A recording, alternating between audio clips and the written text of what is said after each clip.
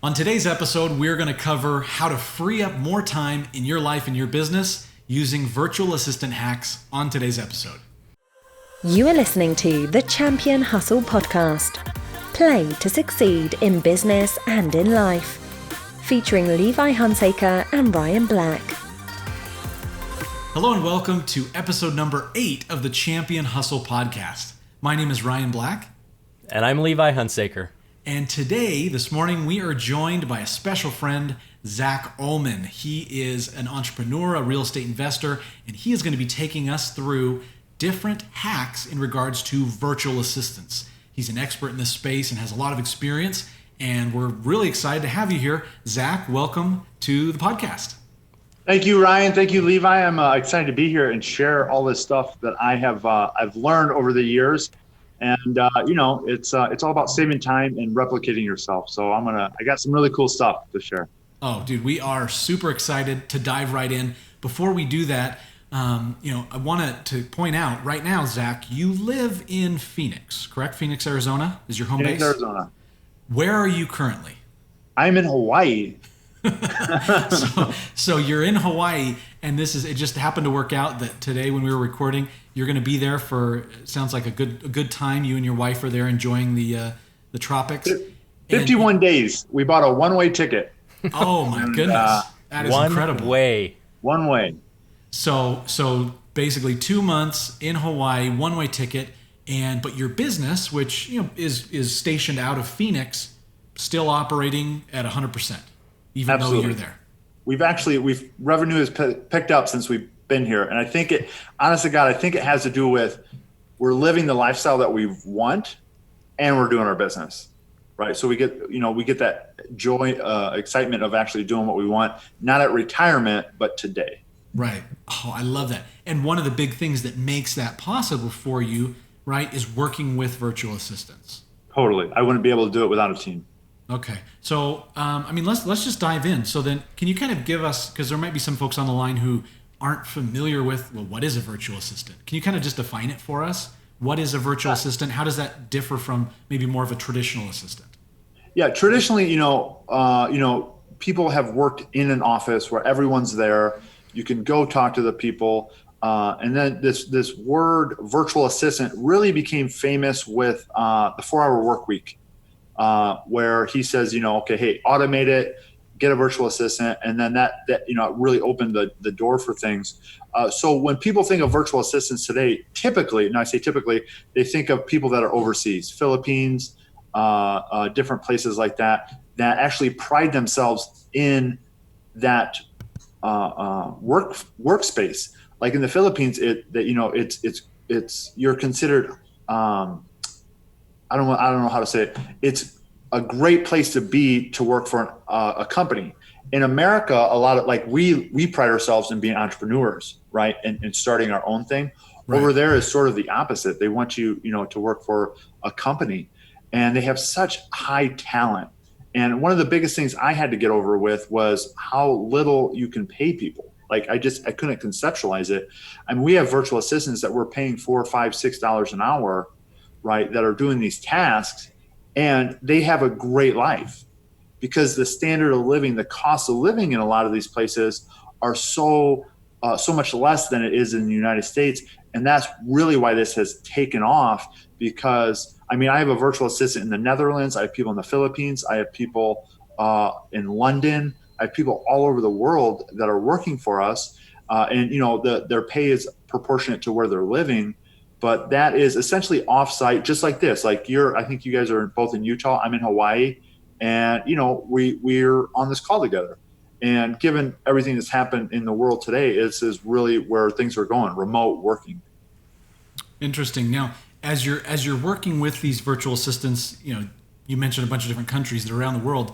Obviously, we've got different time zones. Right now, it's kind of the middle of the night or whatever. In some of those areas. So how does that work? How do you deal with those types of challenges where your schedule is opposite because they're on the other side of the world? So a lot of these places, they will work around our schedule. A lot of people will work around, they have the night shift, they have the morning shift, depending on if you're using a big company or if you're using more, people that are running their own business per se, right? I like people that are running more of their own business because they take it so much more serious. It's like it's theirs. Just like my business is mine, your business is yours. That is their business. Their business is that. So they provide a lot, this is my opinion, a lot higher personal touch. But, it's not a big deal for them. They say, when do you need me? Right. And either they'll work the night shift over there, which is the day shift over here. Or, I have a gal in the Netherlands. I said, I don't care when you get it done, just get it done. Right. Okay. So she logs in, she takes her kids to school and then she goes home and, goes to work. And, and they love it because I'm super flexible. Right. I'm like, so just get it done by Friday, and they can do it whenever they want. So a lot of the call center stuff, I use US people for that because I just want to set a standard for my business of and I found that it's easier to train people that are in the US for what I want at that higher level, because we're selling some high end stuff, and stuff like that. So I found it easier, but there's people that outsource call centers all the time. So in regards to, it sounds like with the virtual assistants, it's more either time shifted or different activities that they can do where they're not directly, like you said, on the phone with the customer, right? Because of potentially, there's obviously there's language barriers, but there's also even more than that, cultural barriers, right? Somebody can learn another language, but if they don't understand the culture, so if they don't understand the U.S. culture, there can maybe be some challenges there as they interface. So is that kind of why you've chosen to keep more of the call center activities here stateside, and then those other activities outsourcing them? There are people, this is a whole world. Like, so when there's websites, and I'll share some of those. A lot of these people that I've interviewed, and I take them through an interview process. They're working for companies like Verizon. They're working for Fortune 500 companies, right? Oh, wow. So they were trained by those companies, right? And they had that standard, right? So these super high talent, like very high talent, very high dedication to fulfillment and doing their job. The reason I have put the phones over here is just strictly for the perception of the listener. Oh, okay. Right. So the foreign people, the out of country people can totally deliver on what I need, but the perception of the person on the other end is, that's the main reason I do it. Okay, that makes sense. Yeah, and you want to have that perception. So well, that's great. Awesome. So you mentioned you had a little bit of a battle with the wages, right? So a lot of people say, oh, well, they're virtual assistants outside of the country. They're not getting paid very much. How is that fair? Like, how did you come to that realization of, no, this is a really good thing for them and for my business? Yeah, I started doing research of what it costs to live in these countries and what the average income in these countries is. And they make way more money working for us than they could anywhere else in their country.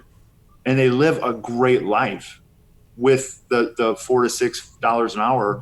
It depends on if you're working for a big agency, they get a cut of it, right? So that's why you're paying some of the higher prices. But when you're direct with some of these people, I'm paying them $4 or $5 an hour, $6 an hour, and they can live a great life, put their kids through school, have a nice place to live. They're not going to be living in the Taj Mahal, right? But a very nice place to live and health and clean environment for what we're paying them, and they love it. They absolutely love it. So you're supporting them and helping them provide for their own family. Right. Absolutely. Yeah, I know a guy that he's also a real estate investor, and he actually pays his virtual assistants a bonus whenever they buy a property. Oh, so yeah, I love it. As they're working together, like incentives to see progress in the business. Totally. I love that. Like we have one of my gals in Netherlands. She's been with me for almost 3 years. Okay. And she made a comment. We do a weekly meeting, and she made a comment about her computer. I'm like, me and my wife are like, you know what? Let's get her a computer. Right. And, that's a big deal. And, helping her, because a lot of these people, again, you have to understand their culture is a lot of these people are making money, and then all that money goes back to support family. A lot of all that money goes back to support their parents or their independent family. So, they don't get to spend the money on them. So in some cultures, it's like, if you give them money, it's just going to go to someone else that they're helping to support. So a gift like a computer that they would never spend the money on themselves because it all goes to their family is like, oh my gosh, right, is a big deal for them. So again, it depends on I love that tip. Yeah, and I want them to stick around with me. It's just like anywhere else, right? You treat them great, and we're all in the same game here. Yeah, create that loyalty with them. Can you, Zach, can you kind of take us through kind of the process? So let's say, for our listeners, we got somebody here who's saying, you know what, I've always wanted to get a virtual assistant. I know what I want them to do. What does that process look like? I mean, just go to Google. What, just kind of baby step through what that process looks like. Step one, you need to know the process. Step two, define the process, right? Because, and I'll show you how I do mine. And this, I spent $40,000 on a program to help me do this. And it was so simple after I saw it on the other side. But before this, I was like, all right, I'm just going to hire a virtual assistant. And they're like, yeah, do it. Come on, figure it out. Right. And it's like, they're only going to perform at the level that you give them guidance and training. And I see where people mess up. They're like, they hire virtual assistants and then there's no training platform. There's no guidance. There's no process. Right. So, and then I see other people that they've never gone through the process themselves. And then they want their virtual assistant to do it, but they don't even know how to coach them on it. Right. So there's that disconnect. Now here is the one differentiator between that is I'm a big proponent. I used to be like, hey, let me do it all myself. But I now focus on who instead of how. And what I mean by that is I used to be so focused on how can I do it myself. Now I focus on who can I hire to do it. So depending on what you need, marketing is something that's general over everyone's business. Like, hey, you're the expert at Facebook marketer, virtual assistant. Here's the tools, you do it. You tell me what to do. Now, that's where I'm relying on them to sort of run the show. But when it comes to internal processes of how I run my office and paperwork gets filed and all that other stuff, you have to have internal documentation on that. I'm going to show you guys what I do and then train them on what's acceptable, what's not acceptable, the tonality that we have with people and the framing and all that. And I even go above and beyond that and I explain the intention of what I'm training them on. So if something changes, they can overcome that hurdle to get to the end zone. But the biggest one is having a system defined, and then you're going to go out there and you're going to find people that are going to be able to accomplish those tasks. Now, different people are going to be able to accomplish different tasks. So what I love to do is give them a homework assignment. So if the task that you're going to have them do, there's some people that are very good, like my gal from the Netherlands. I mean, she is analytical she loves spreadsheets. She's a data junkie. I mean, she will do everything step by step to the T, right? And she's very creative in that. Like if I say, okay, hey, this is what I got, this is what I need, she can figure that out. Very smart. But when it comes to customer service and sales aspect of it, that's not her gig, right? That's not her jam. And she knows it and I know it. So I have other people that's their jam. And so finding the right personality to actually fit the task. We actually do I think it's the Brigg-Myers, the DISC test, right? The DISC. Yeah, the personality assessment. Yeah. So, yep. Right. And, okay. So, here's the task, go through it. And we want to make sure that is the right thing, because some of these people I've hired, they want to be me. And what I mean by that is they want to run their own business. They want to do all of that. So then they're not focusing on my business, right? And I actually, my first virtual assistant, she was virtual here in the States. She wanted to become a real estate investor. She wanted to become all that. So I'm like, all right, this would be a great experience, right? No, because she was more focused on her real estate business than she was on my real estate business. And then so here's the key. I didn't have any of the process documented. It was all knowledge, like, hey, I'm going to show you how to do this. I'm going to show you how to do this. And then she's like, Zach, we need to talk about a raise. And then it was like, I don't want to work this much, but I want more money. And I'm like, I was sort of pigeonholed into it. And I was paying this woman almost $600 a week for like 20 hours. And it was administrative stuff, right? But my lack of documentation, my lack of formal process pigeonholed me to like, all right, here's $600, right? Because if she left, I was stuck. But what I did, I was like, okay, I need to document this. So I documented it. And the next time she came to me, I'm like, this is enough. I can pay somebody $4 to $5 an hour to do this. And, you know, we had to have that conversation. So document.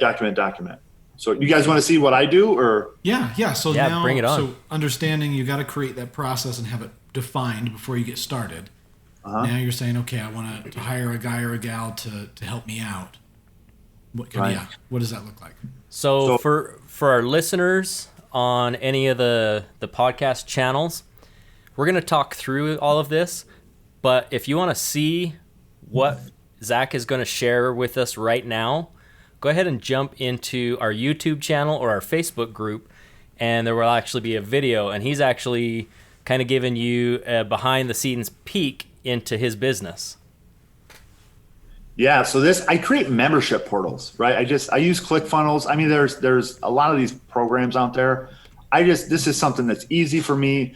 And just like you would take an education, I was like, okay, you know, I paid for many education programs. I'm like, well, in theory, I'm educating these people on my business.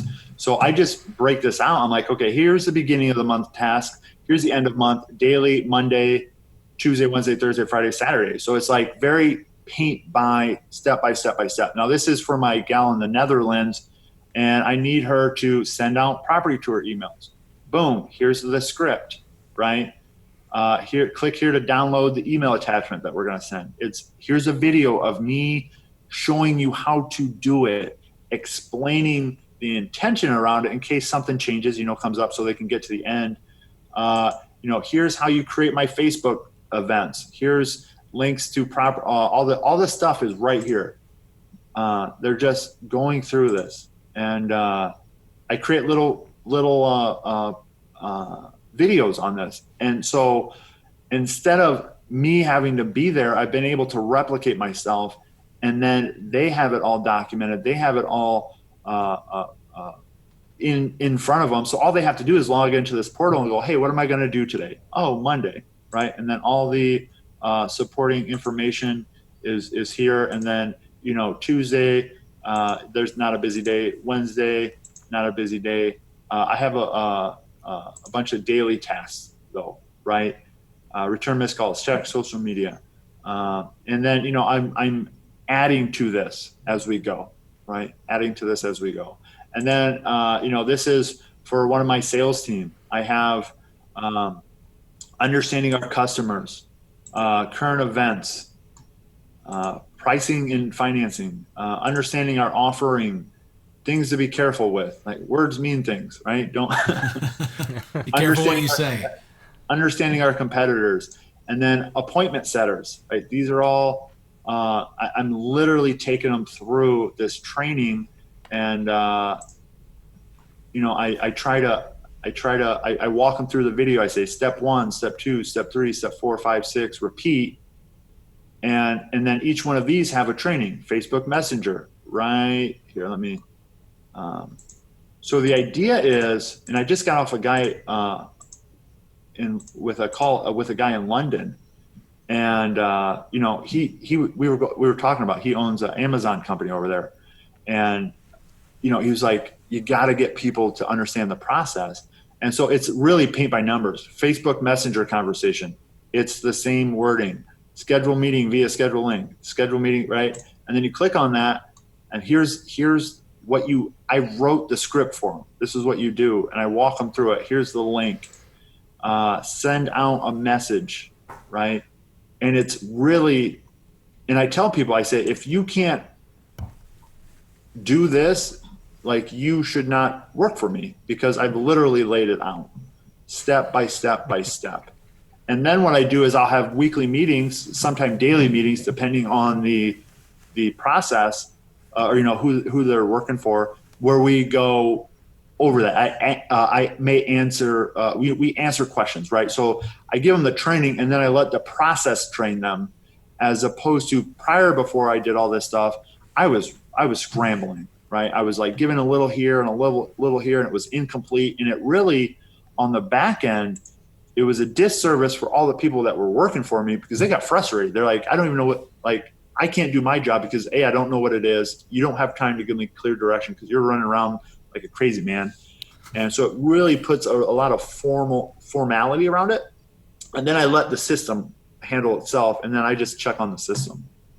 Well, it's good because it gives them clarity where they know exactly what they need to do. You can then go back and reassess and say, hey, are the processes that I've implemented, can they be refined? Can they be improved? And then that then percolates out to them. And in the event that you need to either add, expand and scale and add more assistants, or replace an existing assistant because they're not performing, or whatever, it's easy to onboard the new one because you just plug them into all the training that is there. Right. And that's huge. Is they call that, in that training I took a whole training on all this, right? They call it the I don't know the exact terminology. It was like the hit by the bus factor. Like, That's if you terrible. if you get hit by a bus, will your business continue? Right. I'm still an integral part of it, but it's better. Right. And the goal is for me to eventually remove my entire self. So I'm one step removed from having us removed from our entire business. Like, my next step is putting an operations manager in. Right. Okay. Right. And when I say removed, I'll never be removed. Like, this is my passion. This is what I love. But like, Zach can go out of internet service and out of phone service, and the business, like the operations guy, would be able to handle it. Right. Yeah. So you had a pretty awesome tip in there, and I just want to make sure our listeners really pay particular note to that, as you were trying to duplicate yourself through this process. You recorded everything, videos that become your training process for existing virtual assistants or even new assistants that you bring on. Right. And then you're never dependent on anyone. That first assistant, I was so dependent, and she leveraged it. Right. And it sucked. It was like, oh my gosh, I'm way overpaying this person. But I was in a position, I said, that's not going to happen again. So now if someone doesn't like if someone quits or something happens to them, whatever, cool, just plug someone else back into the system, right? And then let this process train them. And then, like what Ryan said, I loved it, right? We're constantly tweaking it. I was on a call today with a bunch of my sales team, and it's like, they asked a great question. I go, ooh, let me create a video on that. And then I upload it into my training portal, and now it's part of the system, right? Yeah. No, I love it. And it's because it allows you to truly run a business that doesn't have a single point of failure, right? Because if one of your, I love it. Now, when you're looking at selecting, so we see kind of the onboarding process, but taking it a step back, you mentioned that you interview the VAs. There's a little bit, what does that look like, that interview process? What is their past experience? What is, I like to talk to them, like just get a one-on-one, feel for them, like a Zoom. It's more of a feeling. If I would put it like this, the training that I'm creating, I break it down. I took a training, right? I keep referring back to that. And this is what they said. They said, Zach, if your process can't be completed by a 12-year-old, it's not simple enough, right? So very much, I know Eric is part of a friend of ours, right? He's like, all you need to know is how to read and follow directions, right? And I use that same thing. So I'm more looking for the personality. And I want to make sure, they are who they say they are, because there's some assistants out there. Honest God, I have friends that have had this experience.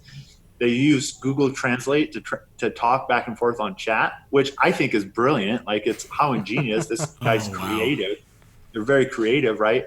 But sometimes things get lost in translation and it doesn't translate. So you want to make sure that their English is good, because the direction I'm giving is in English, right? Everything is in English. So they need to be able to follow directions. So, I just get a feel for them. And then based on what it is, you give them a couple tests. You say, okay, hey, you four made it to the qualifying process. Here's the test. And, I got this from our friend, Nate. I remember he said this a couple of years ago, and, whoever performs it the best and the most efficient wins the prize of a job. Yeah. Yeah. So give them, and that's good. And filtering them out, giving them a test. Now, before you get to that point, where do you go to find the VAs? I'm assuming there's different websites and services, brokers. Yeah, there's so many of them. Upwork is like the behemoth in the industry. So upwork.com, Upwork. Okay. I like freeup.com. So FREEE, I think it's 3 E's, freeup.com. They pre-vet their people. So the challenge, if you go to somewhere like Upwork, it's like you post a job and then you post the requirements and people just bid. The challenge is like, it is a behemoth of a company and you sort of got to weed through things.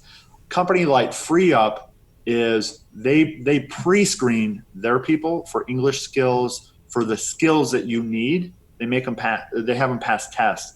And so they pride themselves on being the top 1% of virtual assistant people out there, right? Is that sort of their angle?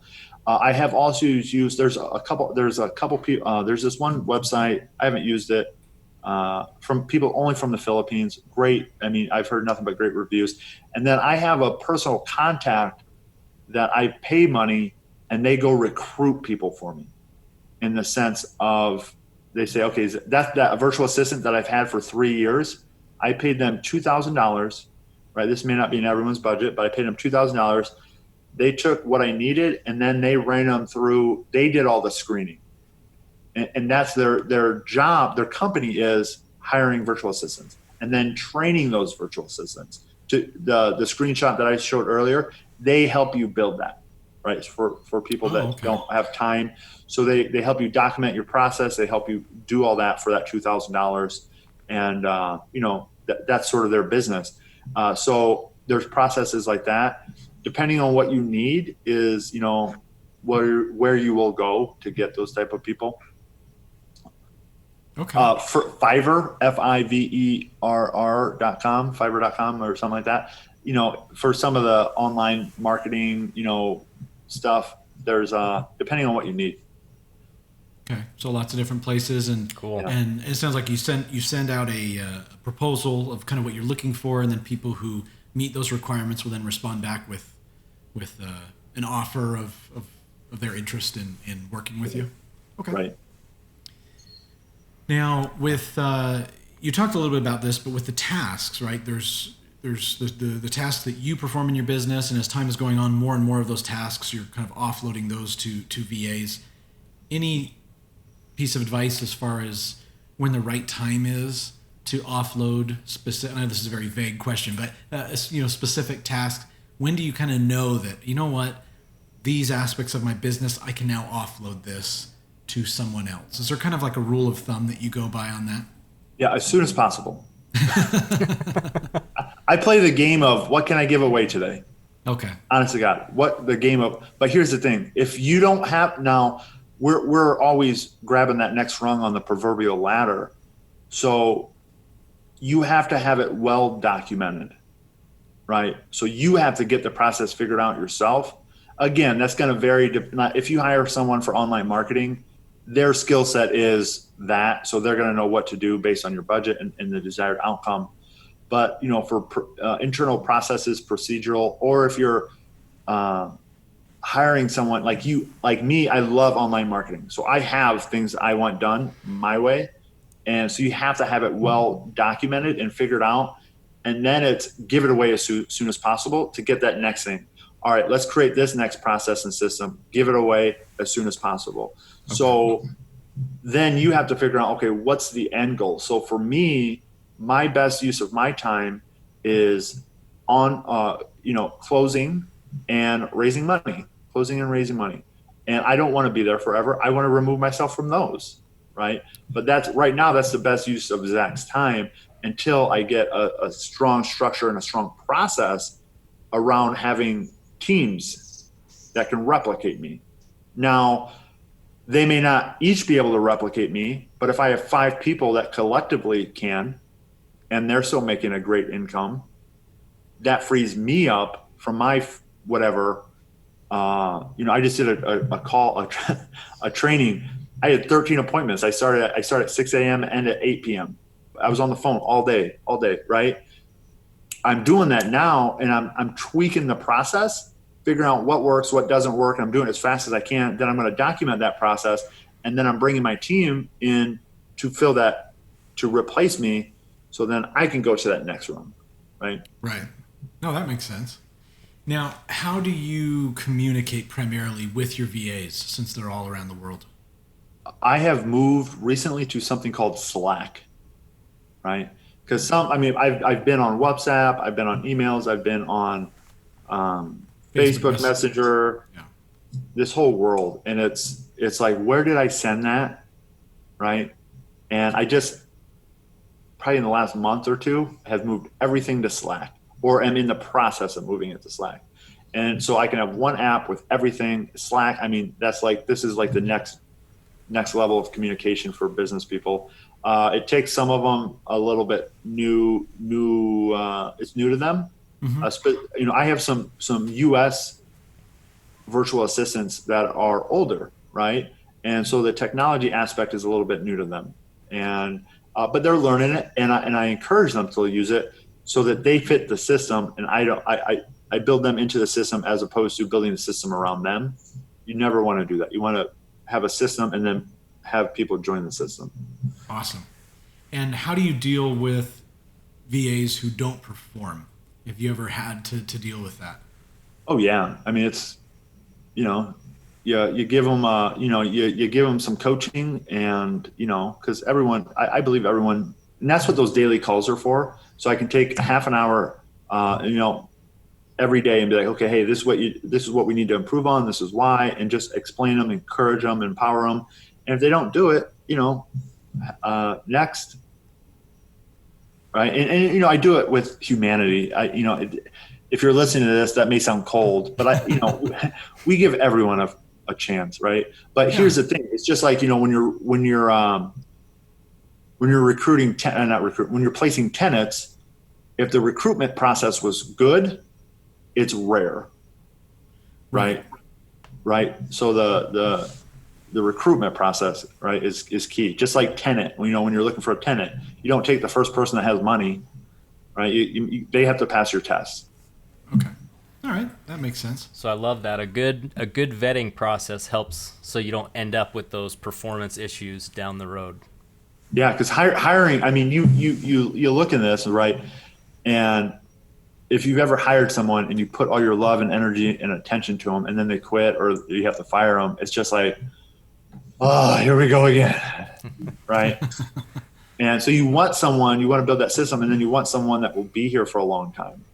And back to square one. So what are some ways that you look to that virtual assistant and then say, okay, how can I keep them happy also and keep them satisfied working with me so that we can keep this a long-term relationship?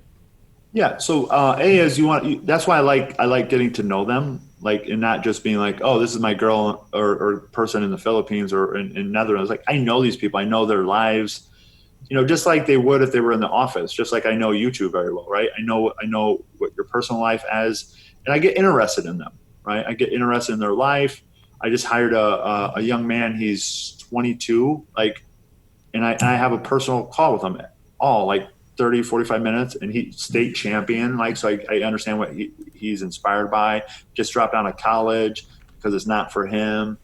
And, so I get to know them, and that goes a long ways in this world. It's just caring for people. And then, paying them and keeping them busy, right? So if you have a virtual assistant that needs to feed their family, and you're only giving them 4 to 5 hours a week, they're going to have to go somewhere else, right? So many of these people have multiple people that they're working for, which is great, right? But I want to be the best, right? I want to be their favorite. So, giving them a bonus, or giving them a computer like what we're doing, right? Just things like that to create loyalty. And I mean, because they're technically they're not an employee, right? Because right. as we think in the traditional sense, but they do work for you. They're right. a contractor. They're an independent contractor. They're a consultant. I call them consultant, right? And that's their business, right? They're running their business. And, I help them run their business. I help my one virtual assistant, I helped her get her website up, and I gave her a testimonial to empower her to do that. Awesome. So as we look at everything we've talked about today with virtual assistants, as we're talking about new ways of implementing strategies in our business, I always like to ask, what are some pitfalls that you can avoid when working with your virtual assistants, especially the new ones?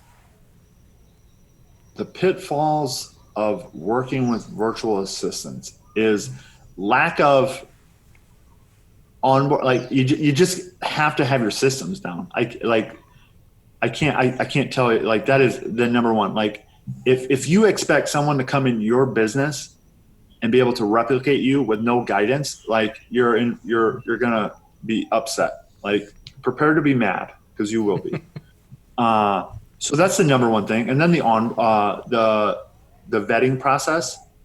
So those two will handle almost any pitfall I can think of. Having correct process. Again, you imagine you have a 12-year-old kid, like your 12-year-old son. Like, can they figure it out from this end to this end? If they can, it's probably too complicated, unless you're doing some of this higher end stuff, right? But I've seen people that have been working for 80 to 100 hours a week, and they literally broke it down. They owned a restaurant. They owned a restaurant, a catering company style, and they broke it down to, they said, hey, I have to make a 12-year-old understand this. And they would literally document the process, bring it to their kid. Do you understand this? Right? No, what's this? So go back. That's literally how, and then they went from working 80 to 100 hours a week, having no time, very little money, to like 6 months later being able to like leave their business and go on vacations. And it was like, that was inspiring. Right. And I was like, that's what I want. And, totally. So document, vet, everything else will handle itself. As the adage goes, keep it simple, stupid. Kiss. Right. Now I know what to put my daughter to work doing. Right. Yeah, you put her on the payroll now, or she's your process coordinator. Sweet. A new job title. She's going to love it. The other thing is support them, right? I mean, these are, there's a learning curve to everything, right? So, have a weekly call, depending on maybe beginning it's a daily call. We're implementing Basecamp. I don't know if you know what that is. Yes. That's a project management, and it's going to be like week 1 of onboarding. Here's your things to do, and you can't go to week 2 until you get week 1 done. And it's very, very simple process. Yeah, I love it. Yeah, Basecamp they've been around a while. Great project management platform. I've used that in the past as well. Yeah. Now, Zach, you've given us so much, just a plethora of information. We're so grateful you're able to join us today and take a few minutes out of your vacation there in Hawaii. Kind of in closing, can you share with us your top couple, if you could distill it down to just top couple tips of using a VA in your business, right? If you have 30 seconds to tell somebody why, tips, VAs, what would you say? VAs. Get one right now. As soon as you're done listening to this, go hire one. It will be the best thing you ever did. If you have the right systems, if you have the systems and everything documented, like I said. And then instead of you're valuable, everyone's valuable. Don't get me wrong, but I'm like, okay, I'm a $500 to $1,000 an hour guy. Why am I doing $3 to $5 an hour work? Right. And it frees up your mind to be creative. So go hire your first virtual assistant, and it will change your life. if you, right. Love it. Don't wait. I waited too long, right? I waited way too long. I started doing everything by myself, and give it away. Play the game of what can I give away today? Yeah. Well, and we've talked about this in prior episodes. You bring up a really good point is you have to look at the value of your time. A lot of time as entrepreneurs, right, as business owners, as we're developing and growing and scaling a company, we tend to want to hold on to things and say, well, I want to do this because I don't, looking at the, the books, like I don't want to add another expense item to my business by outsourcing this. But you bring up a great point is it's actually costing, how much is it costing you? Right. To dedicate your time. It could be put somewhere else where you're going to be making way more money if you look at it on an hourly basis versus, paying a few bucks an hour to a VA and giving them that opportunity to also work with you. Right. The other one is trust. They're going to mess up, whatever, right? They're going to mess up. My people have my bank account stuff. I put them on my bank. Do I want to do it or do I want someone? I want someone else to do it. All right. What's a way that I can protect myself? Obviously there's ways, obviously, so they can't go raid your bank account, but you just got to trust that they'll get it done. And you take the responsibility on creating that system so that they get it done, and trust them and do it now. Cool. Awesome. Okay. Well, thanks for joining us today, Zach. This is stuff, what you said is you waited too long. I just realized I've waited too long to put a virtual assistant to work in my business as well. So I know what I'm going to be doing. I got to get my processes documented and really dialed in and figured out so that I can get that first virtual assistant hidden. Right now, it's all up in my head. Right. So, yeah, thanks for sharing that with us today. And if you guys want to be able to connect with Zach OEHLMAN, we're going to actually drop a link to his Facebook page in the comments below this episode so that you can be able to connect with him. Cool. Yeah. Thanks for having me, gentlemen. Yeah, no, it was so awesome. Thanks again for taking time out of your vacation. Enjoy the tropics there, beautiful Hawaii, and yes. We look forward to seeing you soon when you're back here in the mainland. Love it. Thanks, guys. Yep. And for those of you listening, next week our episode we're going to be covering scarcity versus abundance. Right? We love our mindset conversations, and this is a big one. If you're thinking I live a life of abundance, you may be surprised when we deep dive into this. As to how many ways in your life you're actually living in scarcity. So we look forward to sharing that conversation with you next week. And make sure, plug in championhustle.com. All the links and resources are there to be able to connect with us online. We look forward to chatting with you soon. Take care. Have a great week. Have a great Bye-bye. week, everybody. Bye-bye. Thank you for joining us on this episode of the Champion Hustle podcast. For more great content and to join our online community, visit us at championhustle.com.